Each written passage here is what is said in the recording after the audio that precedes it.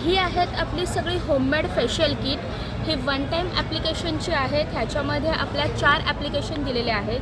ह्याच्यावरती नंबरिंग केलेलं आहे।